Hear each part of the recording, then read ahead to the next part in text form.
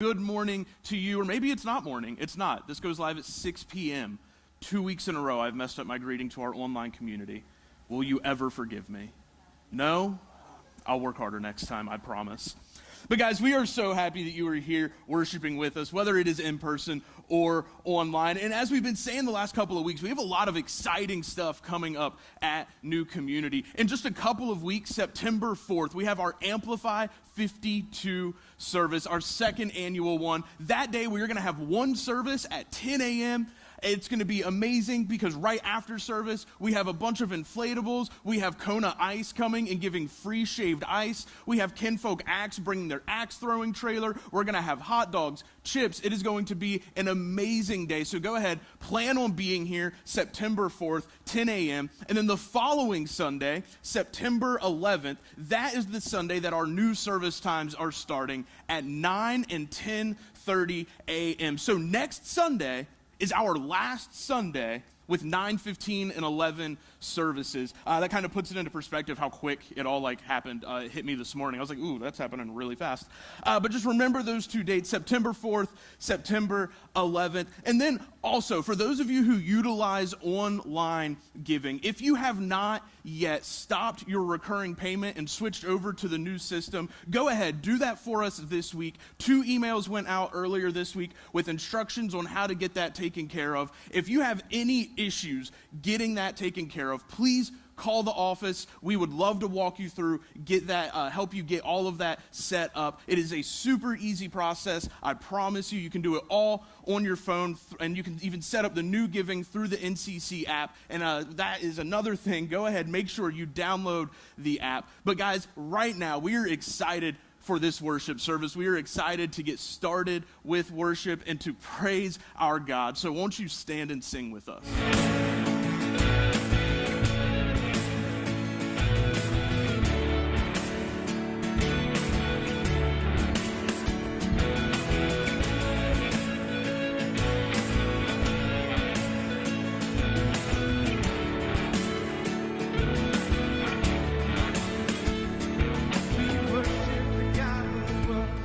We worship the God who never born.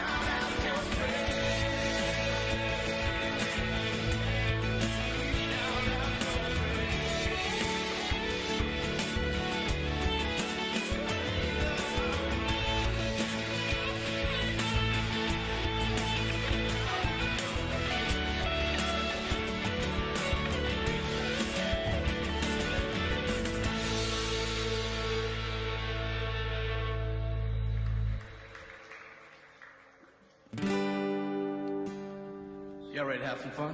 Let's get down.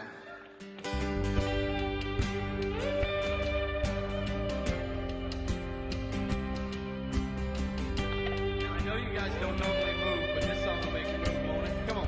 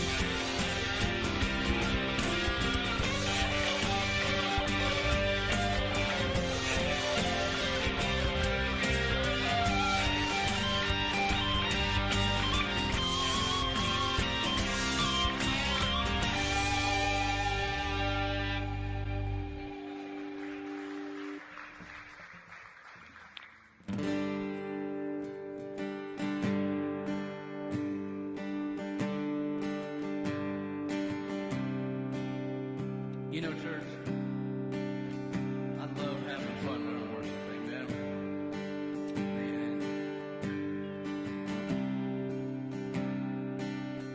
But you know, we serve a God who's worth it. We serve a God who's worth the fun. We serve a God who's worth being praised. Church, let's not forget that we serve a powerful God too. And with everything that's going on in the world right now, I don't think there's anybody in this room that would disagree that some things need to change. That this world needs to get closer to Jesus.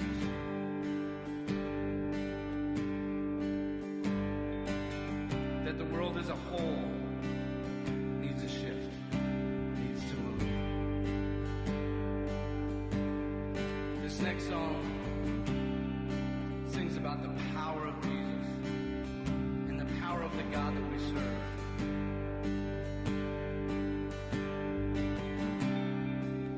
In church, we have that same power within us. The Bible tells us that the power of God resides in each and every one of us. So while we can stand here and agree that the world needs to change, why not start right now? Why not start in each and every one of us? We all need to change too. We need to move closer to God. It doesn't matter if you've been a Christian for your whole life. There's always a way to move closer. So if we know and we're praying for a move in this world, shouldn't we also be praying for a move in this church? For each and every one of us. And you know, some of the biggest movements in history started with a pretty small group of people. So if we start a move here this morning, and we commit to get closer to Jesus, what's to say we can't change the world?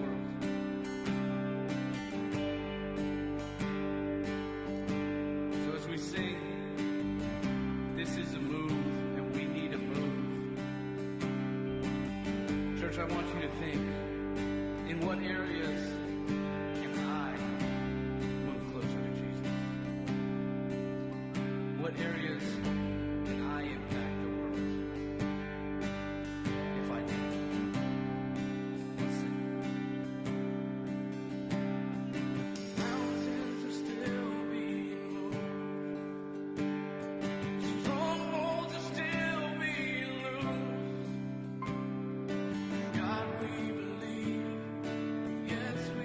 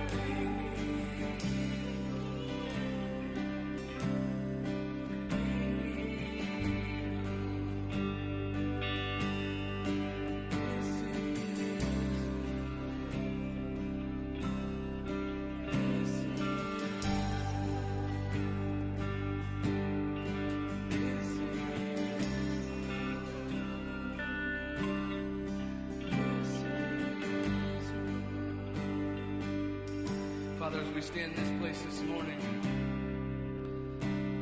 singing, we are here for you. We pray that you would come and do what you do.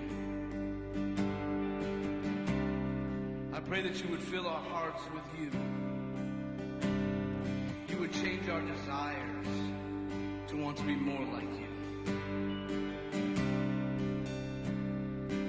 God, I pray that we would slow down and take the time that it takes to build a relationship with you.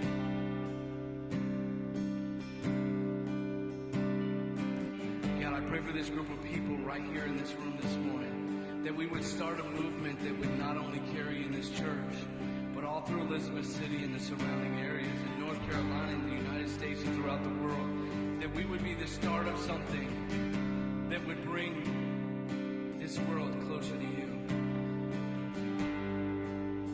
God, we know you're the answer. All the problems that are out there, we know you are the answer. As we continue with our morning, God, I pray that you would allow your spirit to stay in this room. Allow your spirit to stay heavy in this room.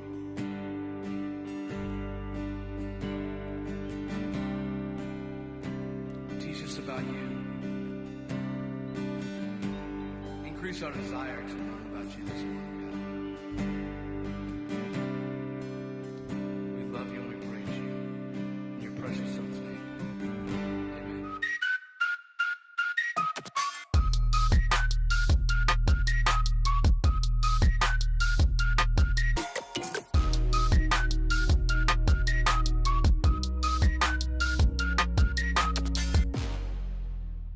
Well, good morning once again, in person or online. Didn't mess it up that time. Excellent. Getting better, getting better. So I love when I get to share fun stuff with you guys. It's one of the reasons that I like to get up here and welcome everybody to service every Sunday. I like sharing fun things. I like sharing exciting things. But I get to share, right now, I get to share something that we as a staff have started calling God Brags, because it's our opportunity to boast not in us, not in anything that we have done, although to some people it might seem that way, but to boast in what God is doing and what God has done. Last Christmas, as a reminder, y'all gave an insane amount of money as part of our Giving It All Away offering. Just as a recap, on Christmas Eve last year, you gave over $60,000. Still, that number doesn't make sense to me. I say it out loud, and it just doesn't, make sense in my head. If you're not sure what I'm talking about, every Christmas Eve, we collect an offering, and we call it our Giving It All Away offering, because 100% of it gets given away. None of it goes to salaries or the building or upkeep or anything. They all fund our outreach things that we call 516s. And this year, we were able to further our partnership with Pasquotank Social Services, and we started a brand new partnership with River Road Middle School. And I've got to be a hand in both of those things. And as part of those partnerships, recently we supplied 15 students in foster care here in Pasquotank County with their book bags and all of their school supplies for the year. Here's a picture of me with some of the caseworkers over at Social Services when we dropped some of them off. It was super awesome to be able to be a part of that and to put those together. And then around the same time, I was invited to River Road Middle School. They had kind of like a back-to-school thing called their Rocket Relaunch. And they asked us, hey, are you able to donate supplies? Are you able to, we're giving away gift cards. There's a raffle, stuff like that. But then for me, the coolest thing, they were like, hey, Pastor Dustin, do you want to come set up a table at this event and just share about the church? And I don't know if you are aware of the relationship between churches and public schools, but there pretty much is none.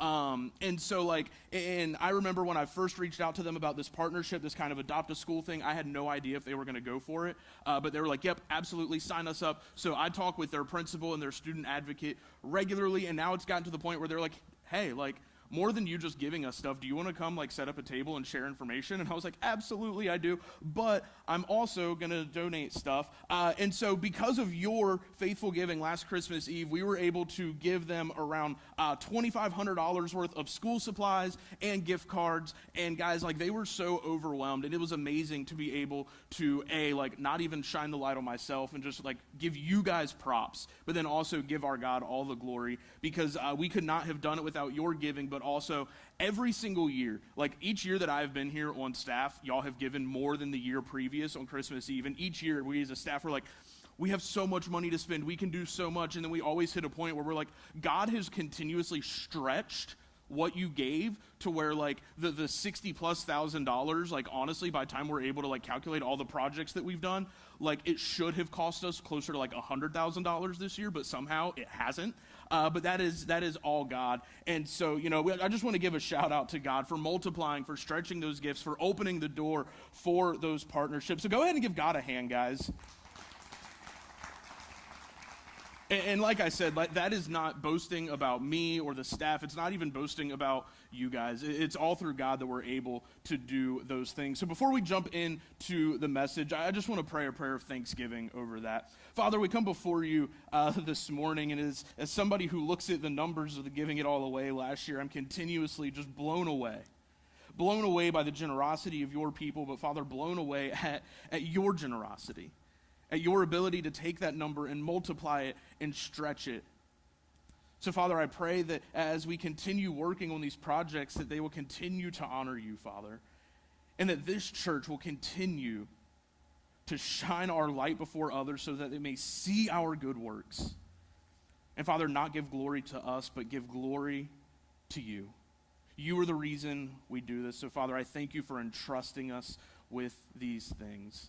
Amen. So we are in the middle of our series, A Better Way. And this whole series is about the idea of rest, and how in a world that always seems to be going like a million miles an hour, pulling you all sorts of different directions, Jesus offers a better way, a way of rest.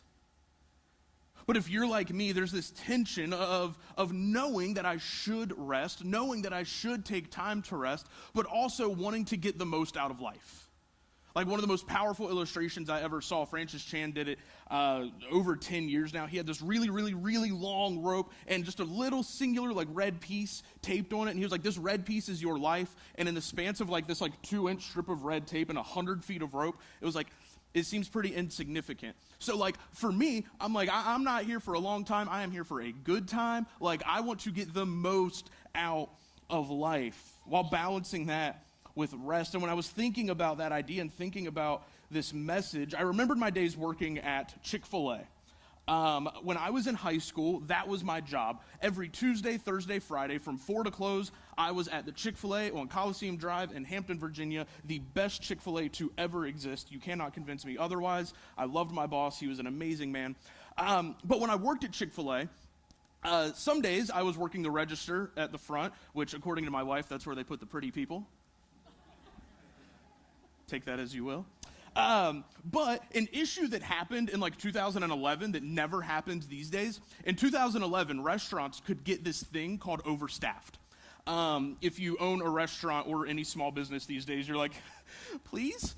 But back in 2011, that was a regular problem. Like they would overstaff, especially the Friday night crew. And one of the jobs that was reserved for you, if you were one of the people that they labeled as like, oh, hey, we're overstaffed, like I'm going to pull you off, was juicing lemons. Now, because of that, I can promise you that Chick-fil-A's lemonade is 100% fresh, it is 100% real, it is 3 ingredients. More lemon juice than you could ever imagine, a bunch of water, and more sugar than you possibly think. Like, I remember putting 12 cups of sugar in a 5-gallon bucket of lemonade. Like, 12 cups. Do you know how much sugar that is? It's a lot. And for those of you who are like, oh, hey, like, I'm going to get the diet, it's just as much Splenda, which is probably worse for you than sugar anyway. So just enjoy life. Stick with the regular lemonade.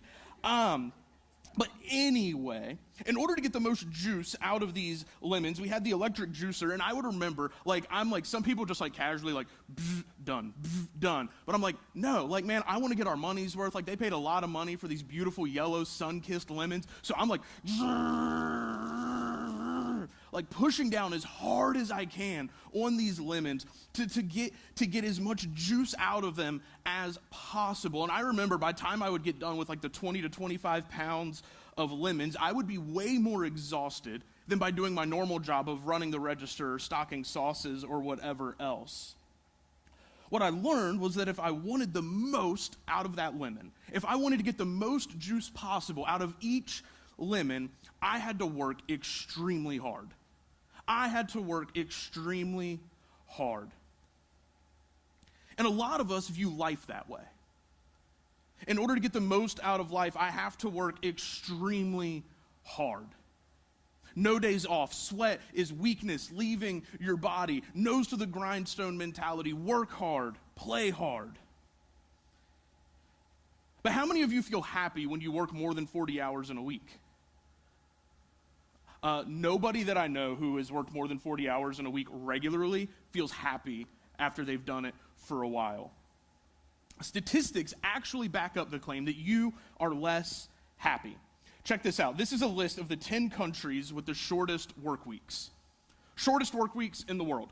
Denmark, Norway, Germany, Netherlands, Iceland, France, Luxembourg, Uruguay, Ecuador, Switzerland. They have the shortest work weeks in the entire world. None of them average more than 35 hours in a week. All right? Some of you are like, that sounds awesome. There's a lot of Nordic countries up there. 80% of them are European. Now, here's a list of the top 10 happiest countries in the world. Finland, Denmark, Iceland, Switzerland, Netherlands, Luxembourg, Sweden, Norway, Israel, and New Zealand. Do you see any similarities? If you need help, go to the next slide.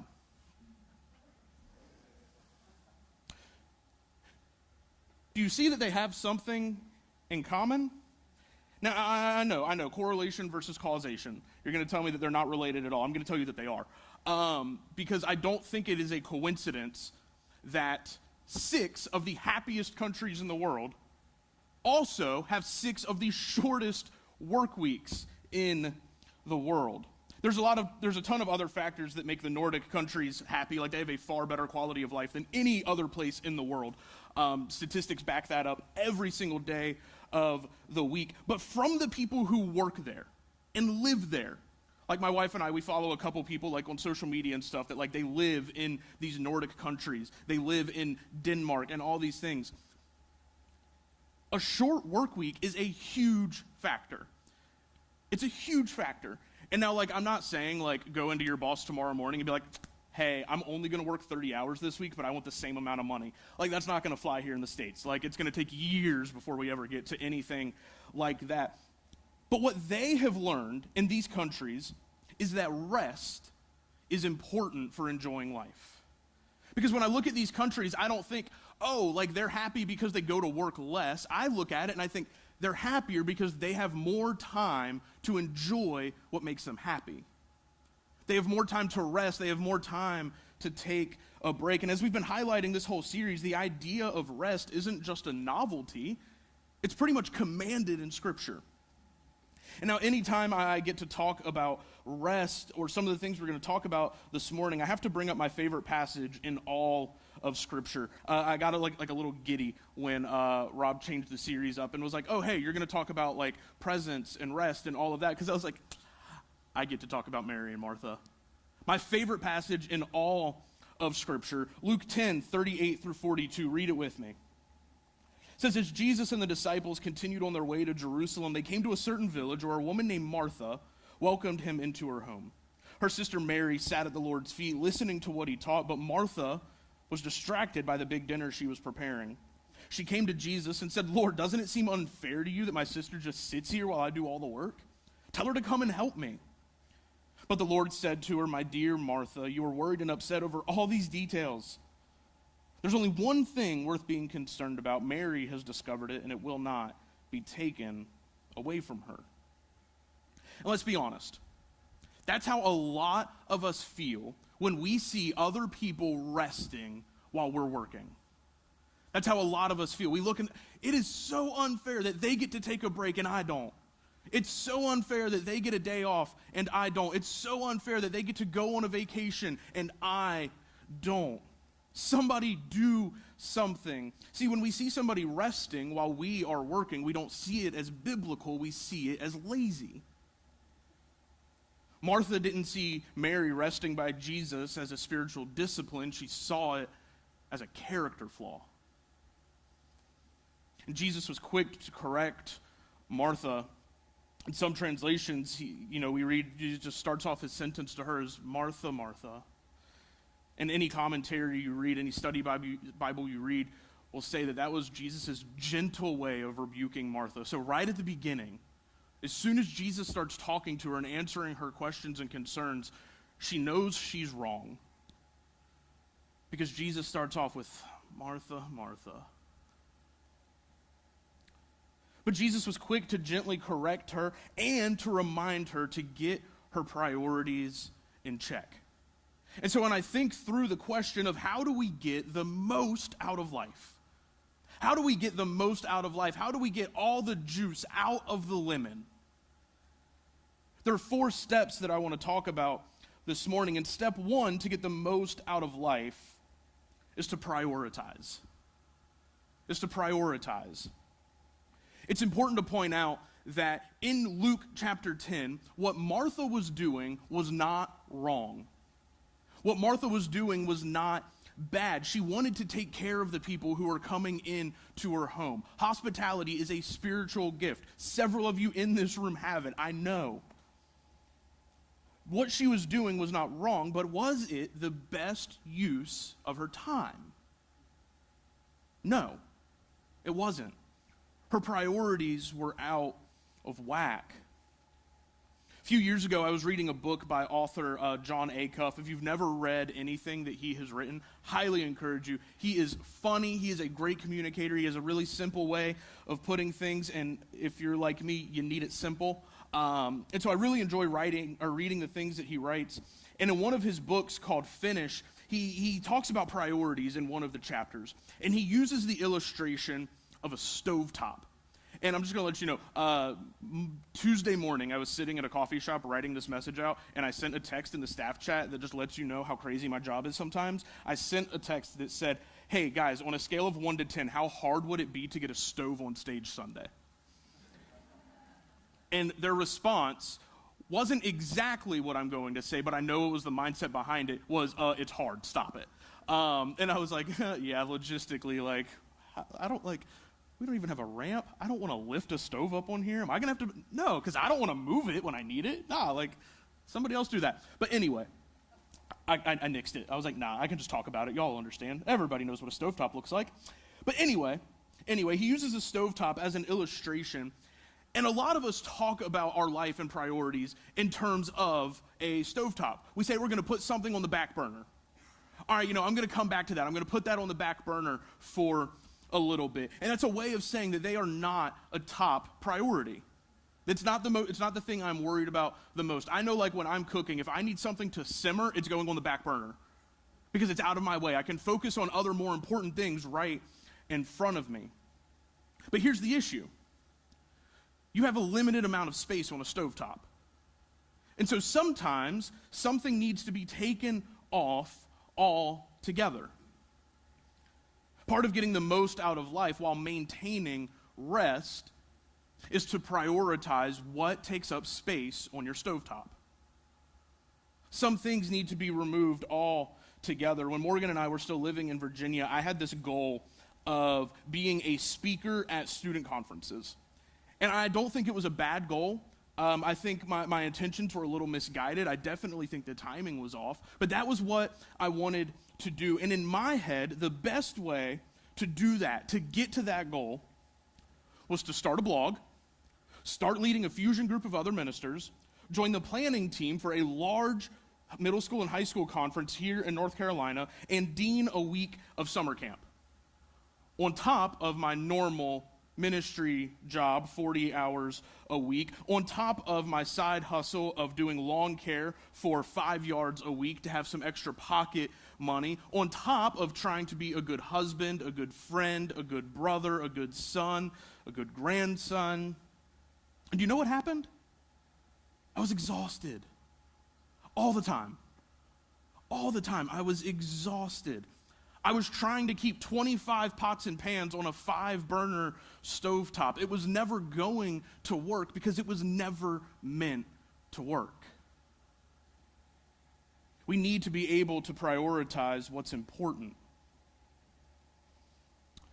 A great example that I was thinking about as I was writing this out about just prioritizing what is important and what is not. My house has the best room in my house. We refer to it as my man cave. It is a den, and the focal point of this den is a beautiful brick wood-burning fireplace. I know. They're amazing. They are awesome. They are great. And when we moved in, the previous owners had told us, like, hey, we've lived here for about 5 years. We've never used it, which I'm like, what are you thinking? Why have you never used it? And so we knew that we needed to get it inspected. It would probably need cleaned, all of these things. And so we had a company come out. The guy took a look at it, and he was like, yeah, like, you need some work. And I'm like, all right, like, how much we talking? Like, I had been looking at, like, about how much it was to get a chimney cleaned, so I knew it was going to be a couple $100s. I was like, we got that. Like, I can take care of that. Well, then he comes back and says, yeah, total, it's going to cost about $1,100. Because the inside of your chimney needs reparged, and you need a new cap on top of your chimney. And I need to go down and seal some cracks that are in it. And I was like, oh, okay, cool. So Morgan and I said that we would start saving up to get this done before this fall. Well, here we are, 2 weeks away from September, and we are no closer now than when we started. And now some of you are like, Dustin, it's because you go to a different coffee shop 3 days a week. No. It's not. It's really not. It's not because we've been frivolous. It's not because we don't know how to manage our money. It's not because we don't stick to a budget. Not at all. We just decided that that was not a top priority. We decided that a getaway for our wedding anniversary was more important than the fireplace. We decided that going up to Northern Virginia in November to celebrate 10 years of dating was more important than a fireplace. Those experiences will trump the fireplace every day of the week. Every day of the week. I told Morgan that this week. Like, because I could tell that she was feeling bad that we hadn't got the fireplace worked on, and I was like, what did we spend our money on instead? Like, I can look back. We went camping. We're going to this awesome Harry Potter thing in November. We've been able to go do awesome things with friends and family. And yeah, sure, that money could have gone to the fireplace, but that was not a top priority. Spending time with each other was. Spending time with our friends was a top priority. Also, I am taking donations to have our chimney reparged. So I will set up a GoFundMe. And if you contribute, I will have you over. We can enjoy a nice cup of coffee by the warm, burning fireplace. We'll wait until like January when it's actually cold enough to light a fire. Anyway, I'm joking. Am I? Who knows? I told myself that after my whole series in July, I needed to mix in a good amount of humor this 1 week to make up for how serious all of July was. But in learning how to prioritize and how to get the most out of life while maintaining rest, I realized that a big problem that I had, and I'm sure some of you can relate, is I was being too focused on tomorrow and not focused enough on today. I was too caught up in dreaming about the future that I missed what was in front of me. I was too caught up with this idea of being a main speaker at a youth conference. I was too caught up with how nice it's going to be one cold winter evening to sit down in front of my fireplace. I was thinking too much about those things that I missed the opportunities that were in front of me. So the second step in learning how to get the most out of life is don't waste today dreaming about tomorrow. Don't waste today dreaming about tomorrow. In Harry Potter and the Sorcerer's Stone, in case you haven't found out by now, I'm a Harry Potter fan. But in Harry Potter and the Sorcerer's Stone, there's a point in the book and in the movie where young Harry finds a mirror, the mirror of Erised, and the magic of this mirror is that when you look into it, it shows whoever is looking into it the deepest desire of their heart. It shows them what they want more than anything else in life. So when young Harry looks into it, he sees himself with his parents. If you have no idea anything about Harry Potter, spoiler alert, his parents are dead. Just throwing it out there.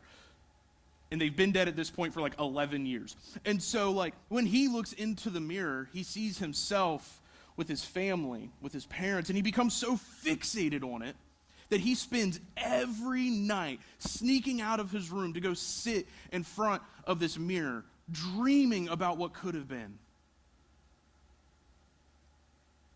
And when Dumbledore, the headmaster of the school, finds him, he delivers one of the best quotes of the entire series. Dumbledore finds Harry in the room of requirement, and he's looking and he's staring into the mirror of Erised, and he gives him this long story about what the mirror is and the magic that it does and what it shows. And he tells Harry that the mirror is going to be moved to another spot, to a more permanent location where Harry can't find it, and he tells Harry, don't go looking for it.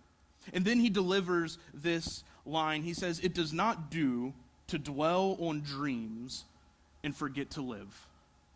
It does not do to dwell on dreams and forget to live. Time and time again, I'm astounded at some of like the wisdom that is kind of biblical that comes out of things like Harry Potter. Harry would have wasted his days staring at that mirror.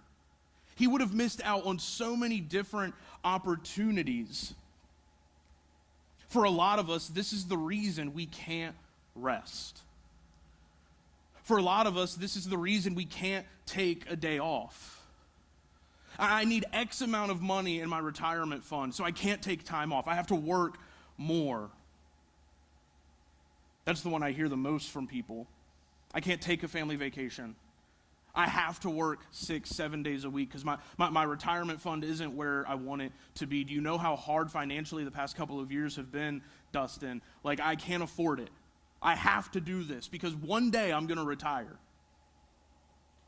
But I'm going to tell you right now, you were created for so much more than just working for retirement. You were created for so much more. I know some of you have to work long hours to make ends meet. Know that I'm not talking to you. Like if you're putting in 40, 50, 60, 70 hours a week and that is how you have to do it to provide for your family, more power to you.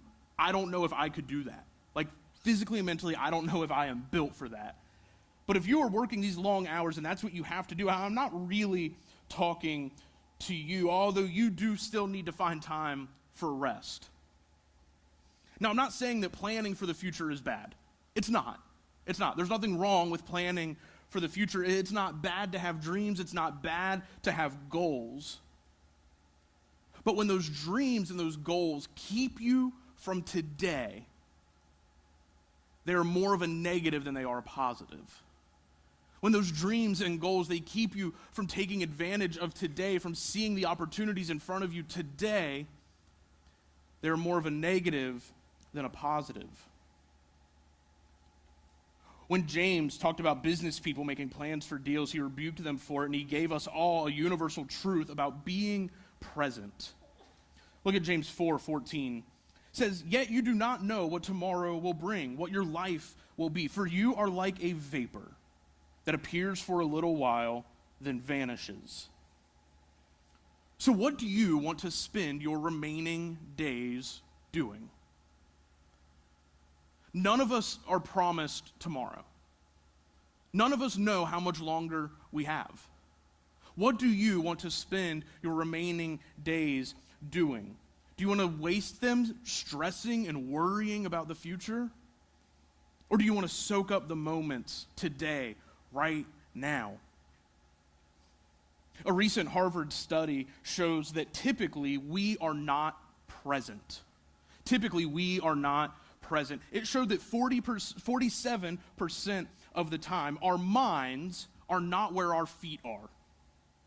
47% of the time, our minds are not where our feet are. Like, that's why I've already lost some of you this morning. That man is playing Galaga. If you get that reference, we're allowed to be friends. If you don't, I'll explain it later. So where are our minds? If they're not where our feet are, where are they at? Maybe they're thinking about lunch. I'm hungry. I don't eat breakfast the days that I preach. Just makes me nervous. I'm like, that's recipe for disaster. So I'm hungry. And some Sunday mornings, it's really easy to start thinking like, what are we going to have for lunch? Like, yeah, Morgan said she was going to make this. I don't really want that. Can I, like, swindle her into, like, 3 Amigos or something? Like, we're going out to lunch with friends of ours after second service, and we, like, gave them 2 options, and both of them were like, hey, both of those sound good. And I'm like, you're no help. So I'm trying to think, like, am I going to 3 Amigos? Am I going to the sandwich market? Like, I just don't know.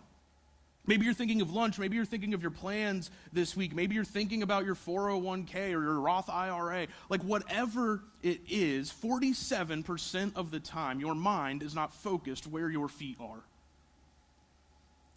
And in that, I think, is Jesus' biggest rebuke of Martha in Luke 10. She wasn't present. She wasn't present. When you're at work, be 100% at work. When you're at home, be 100% at home. When you're on vacation, be 100% on vacation. I'm the type of person, like you can ask the rest of the staff, when I know I'm going to be out of town or I take days off, I tell them, do not call me, do not text me. You can email me. I'm going to act like I never saw it, so you're going to have to send it again when I get back. Like, unless it is a level 8 or higher, and it is only a problem that I can fix, and it is a Sunday morning, and the show cannot go on without my input, don't call me. And even in those times, if you text me and say it's a level 8, Dustin, we need you. Like, help us, Obi-Wan, you're our only hope. 9 times out of 10, I'm going to wait a couple of hours. You know why? Because I'm gone. I'm on vacation. I'm out of town. I put it on the calendar that I was taking off. So I'm taking off. I want to be 100% present wherever I am. I'm not perfect at this. You can ask my wife. Just this week, like in the middle of writing this message and having these thoughts, she was having a conversation with me, and I pulled up Twitter and completely zoned out to what she was saying. Like, I tell you that, I am not perfect at this, but I try. But I try to be 100% present. When I was in my undergrad program, I had a professor tell me I was in a class with a group of future ministers and future pastors. He said, in regards to our office hours, that we shouldn't clock out for the day until we feel like God would be happy with our effort. Do you know how toxic that is? Some of you are like, man, that sounds really good. It's not. It's awful. It's awful. Because I never know. I never know. I would never have any idea. Like, who could possibly live up to that standard? Nobody. But a lot of us, when we go into work or we go into these situations, we have this thing in our head that if I can't do it like I'm going to do it until I can do it perfectly. I'm going to do it until I feel good. I'm going to work until I feel like I can put a stamp of approval on today. Well, whose standard are you using? Nobody can live up to that standard. It caused me to never fully be present, because how would I ever be able to take time off of work? I can't. If I'm trying to live up to this expectation of, is God happy with what I've done today? I have no idea. I'm never going to know. Then about a year after that, I was at a leadership conference, and I heard something that totally dismantled that idea. Totally dismantled it. I'm super glad that I only had to wait a year between like the super toxic mindset and like being liberated from it. But it's the third step in getting the most out of life, because I'm sitting at this conference, sitting in this breakout with Pastor Tim Liston of an amazing church in Texas, and he said to a room full of pastors, go big, then go home. Go big, then go home. He was speaking to a room full of pastors, but it applies to everyone. It's almost like pastors are real people. Shocker, I know. But too often we get in the mindset of go big or go home. And the problem with that mindset is it relegates rest as a consolation prize. It leaves rest as a loser's trophy. And it's not. It is not. Rest is something that healthy people integrate into their lives. It is a spiritual discipline. It's the reason people wear their hours worked per week as a badge of honor. Think about it. Like, you will never know if somebody works 40 hours and then clocks out and goes home. They're not going to tell you. But if somebody works 60 hours a week, they're going to tell you. If somebody works 70, 80 hours a week, they're going to let you know. Because they wear it as a badge of honor. See how much I worked? And it's like, sometimes we get stuck and we're like, oh man, like, you are super committed to your job. Like, man, you are such a hard worker. Your boss must love you. They must definitely respect you. And they say it like it sounds impressive, but I'm going to be honest, when somebody shares that with me, I feel sorry for them. I feel bad. My first reaction is to apologize. Because if the work week is 5 days and they put in 80 hours, that leaves 8 hours per day that they are not working. That leaves 8 hours to eat, to sleep, to spend time with family. So something has fallen to the wayside. More times than not, it's the family. I see it happen to pastors all the time. Pastors who have gotten stuck in this toxic mindset of, I can't quit working. You know, as Pastor Rob shared this story, you know, the devil doesn't take a day off, so neither do I. There are so many pastors with that mindset. And more times than not, it is their family that gets pushed to the side. But it doesn't just apply to pastors. You see it in the business world all the time. People are putting in these ridiculously long hours. And what gets neglected, the pot that gets taken off of the stovetop, is their family. Something has fallen to the wayside. So go big, then go home. Do your best each and every day, then rest. And give yourself grace, because every day is going to look different. Like, Jesus did not go 100% like healing people and exerting all of his energy every single day. He didn't. Jesus took time to rest. Are you better than Jesus? The answer is no. Take time to rest. For me, my Monday best effort looks so much different than my Wednesday best effort. Especially Mondays after I preach. Like, after I got done preaching for a whole month, I told Pastor Rob when he came back, I don't know how you do this every week. I am exhausted.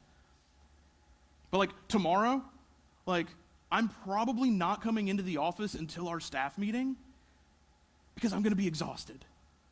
I have a full night tonight with students. We're going to have so much fun, but I'm going to be beat. I'm going to be exhausted. But then, come Wednesday, I'm going to be 100%, let's get this done. Wednesday is my most productive day of the week. Give your best effort every day, whatever that looks like for that day. Show yourself some grace and rest, because your job can and will replace you tomorrow. Your family can't. Your family can't. None of what we talked about this morning matters, though, if we miss the fourth and final step. It is the most important. And you're like, why didn't you start with it? Well, why would I get to my most important point first? We'd be like, some of you were like, that'd be a 10-minute message. Let's go. But the fourth and most important step to getting the most out of life is don't skip time at the Lord's feet. And see, as I was writing this message and I was thinking how to get the most out of life, I felt myself like it was really easy, and I started getting concerned. Am I easing into prosperity gospel, name it and claim it territory? And I was like, ugh. But let me tell you, this is what sets it apart. This is what sets biblical rest apart from everything else the world throws at you. There is a book with 8 principles to getting the most out of life, and I looked at them and I was like, this is bad. This isn't biblical. This is just not good. Because what a lot of them miss out on is they don't give time to sit at Jesus' feet. When you start prioritizing, make this priority 1. Take advantage of today by spending time with Jesus. Let him show you how to rest. Matthew 11:28 through 30 is the cornerstone passage for this entire series, where Jesus says, "Come to me, all of you who are weary and burdened, and I will give you rest. Take my yoke and learn from me, because I am lowly and humble in heart, and you will find rest for your souls. For my yoke is easy and my burden is light. See, Jesus wants to give you rest, but he can only do that if you come to him. He can only do that if you come to him. A relationship with Jesus cannot be stolen from a person, only willfully sacrificed. It cannot be stolen from a person, only willfully sacrificed. Once the Pharisees and the scribes critiqued Jesus over his disciples not fasting. And his response is in Luke 5:34. Jesus says, then they say to him, the Pharisees, John's disciples fast often and say prayers, and those of the Pharisees do the same. But your disciples, Jesus, they eat and they drink. And Jesus said to them, you can't make the wedding guests fast while the groom is with them, can you? Sometimes Jesus gets really sassy, and I like it. It makes me laugh. Jesus' point was that his disciples should spend time with him while they can. That was his entire point. His words to Martha was that Mary chose the best possible choice, spending time with Jesus. Start your day with it. It will make a huge difference. I encourage you, carve out a space in your home specifically for this purpose. In my man cave, where my in need of repair fireplace is, I have these beautiful built-in shelves, and I have a really, really comfy chair that sits in a corner. That is my spot. On the shelf next to it is my Bible, notebook, some pens, a highlighter. That is my space. It's comfortable. It has a spot for my coffee. Biggest thing for me, it does not face the TV. That's where I sit at the feet of Jesus in the mornings, and the times when I feel the worst. The times when I feel like the days drag on, like the weeks are dragging on. When I'm close to throwing in the towel, are the times that I have neglected time at Jesus' feet. It's the times where I have been Martha, dreaming about tomorrow while wasting today, staring into the mirror of Erised, seeing a perfectly functional fireplace while time with friends and family pass by. The best option will always be to be like Mary and not skip time with Jesus. Real rest, soul rest happens there and nowhere else. Nowhere else. So go there, start there, and live there. Let's pray. Father, I thank you for the encouragement that we get from Luke 10 and the story of Mary and Martha. Father, I thank you that when we get our priorities out of whack, you and Jesus are not there to yell at us, to beat us back into shape, but just to give us a gentle rebuke and show us that there is a better way. So, Father, as we set out to maintain rest while also enjoying the life that you have given us, help us prioritize. Help us to be focused and present on today. Help us to integrate rest into our routine. And Father, give us the wisdom, the discernment, and the diligence to start our days at your feet. Father, there is nothing else that is a better use of our time than sitting at your feet. As you told Martha about her sister Mary, Mary has chosen the best thing possible, and it will not be taken away from her. So, Father, help us choose the best over the better. Amen. Well, guys, thank you so much for joining us in person this morning. For those of you who tuned in online, thank you. And just real quick, my NCSM students, my 6th through 12th grade students, as a reminder, tonight is our 80s prom murder mystery night. We are going to have a ton of fun. It is going to be a blast. And then next Sunday, we are going to the at MacU event. You can get signed up at the Info Center. Be sure to sign up today. Church, I hope you have a great week, and we will see you next time.